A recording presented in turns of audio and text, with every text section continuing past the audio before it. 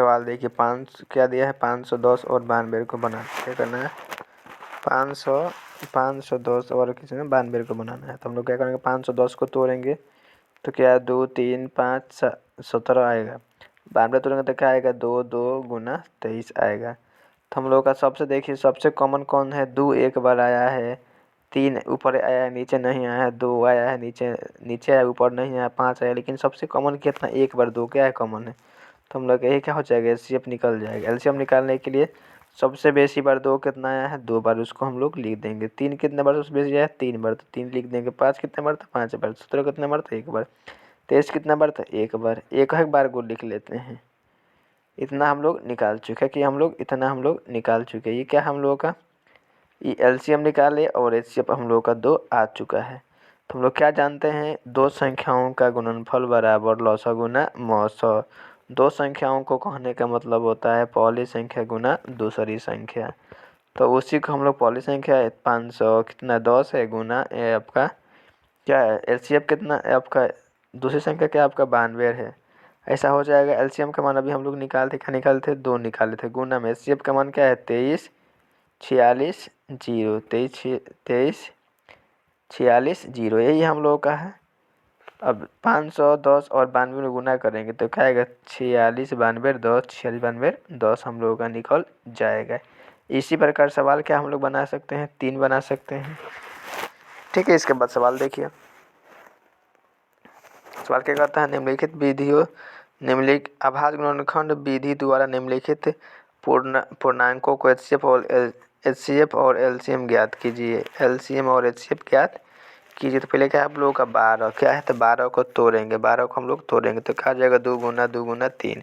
15 को तोड़ेंगे तो क्या हो जाएगा, 5 गुना 3। 21 तोड़ेंगे तो क्या हो जाएगा हम लोग को 7 गुना 3 हम लोग का आ जाएगा। तो देखिए तीनों में कॉमन कौन है, तीनों में कॉमन क्या है, 2 को ऊपर आया है, एक ऊपर में एक बार, दूसरा में आया ही नहीं, तीसरा में आया ही नहीं। ऊपर 2 एक बार है, दूसरा तीसरा में आया ही नहीं है।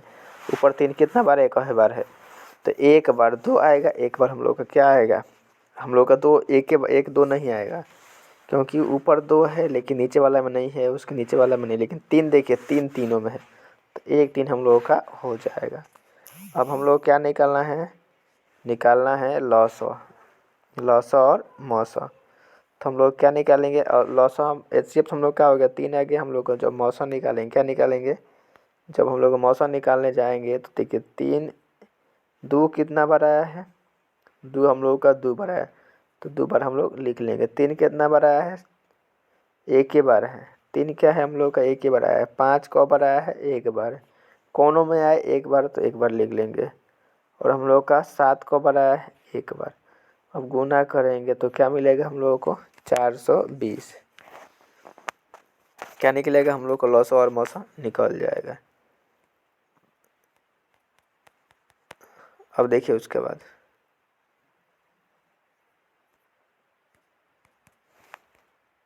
देखिए इसके बाद क्या कहता है हम लोग को सवाल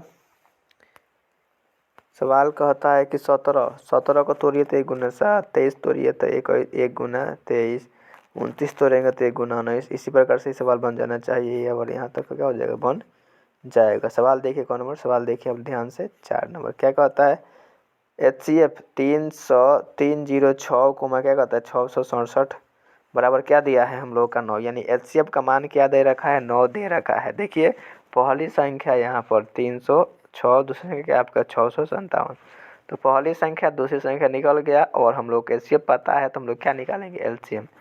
तो एलसीएम बराबर सूत्र क्या हो जाएगा, पहली संख्या गुना दूसरी संख्या बाटा में आपका एचसीएफ, क्या बाटा में एचसीएफ। तो देखिए पहली संख्या क्या निकालना, हमें निकालना है एलसीएम। क्या निकालना है हम लोग को, एलसीएम निकालना है। तो एलसीएम का सूत्र क्या हो जाएगा, पहली संख्या गुना दूसरी संख्या। अब बाटा में क्या हो जाएगा हम लोगों का, क्या हो जाएगा बाटा में हम लोगों का, जो दे रखा है हम लोगों को, दे रखा है कौन चीज़ दे रखा है हम लोगों को, एचसीएफ। क्या दे रखा है, एचसीएफ। एचसीएफ का मान क्या रख लेंगे हम लोग, 9। अब इसको काट कूट करेंगे तो क्या आ जाएगा, 23 22 33 8, क्या हो जाएगा 22 33 8 हम लोगों का आ जाएगा। यहाँ तक बात क्लियर है। इसके बाद देखिए क्या कहता है, जांच कीजिए कि क्या किसी प्रकृत संख्या n के लिए 6 n अंक पर समाप्त हो सकती है। तो हम लोग क्या करेंगे इसके लिए हम लोग ऐसे मार्ग उठाएंगे और क्या करेंगे, 6 के पावर n का भाज्य गुणनखंड यानी 2 गुना 3 क्या होगा हम लोगों का 2 गुना 3 हो जाएगा।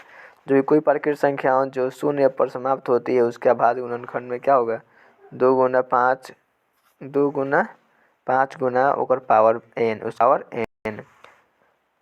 n अतः 6 शून्य पर क्या हो जाएगा समाप्त नहीं होगा। 6 क्या हो जाएगा शून्य पर समाप्त नहीं होगा। ठीक है। अब देखिए इसके बाद सवाल क्या देखिएगा।